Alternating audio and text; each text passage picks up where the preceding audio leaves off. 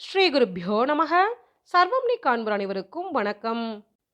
திருச்செந்தூர் மகாத்மியத்தில் கூறப்பட்டுள்ள ஸ்ரீ திருச்செந்தூர் செந்தில் ஆண்டவரை யாரெல்லாம் தினமும் பூஜிக்கிறார்கள் என்பதை பற்றி இந்த பதிவில் காண்போம்.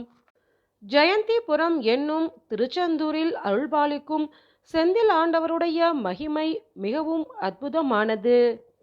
கலியுகத்தின் கண்கண்ட தெய்வமான திருச்செந்தூர் ஸ்ரீ செந்தில் ஆண்டவரை நித்தமும் யாரெல்லாம் பூஜிக்கிறார்கள் என்பதை பற்றி நாம் இந்த பதிவில் காண்போம்.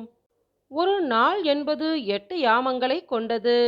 ஒரு யாமம் என்பது 3 மணி நேரம் ஆகும். பகல் 4 யாமங்கள் மற்றும் இரவு 4 யாமங்கள் என்பதாக 8 யாமங்களை கொண்டது ஒரு நாள்.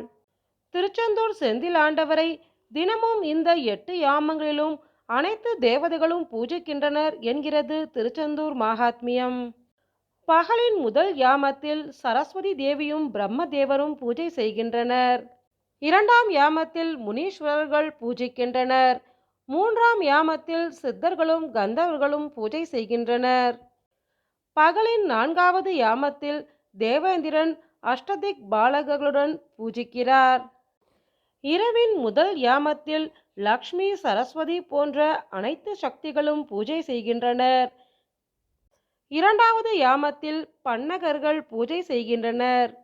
பன்னகர்கள் என்பது பாம்புகளை குறிக்கும். 3வது யாமத்தில் ஸ்ரீ வள்ளியும் தெய்வசேனையும் பூஜை செய்கிறார்கள். இரவின் 4வது யாமத்தில் கங்கை முதலிய சர்வ தீர்த்தங்களும் பூஜை செய்கின்றன.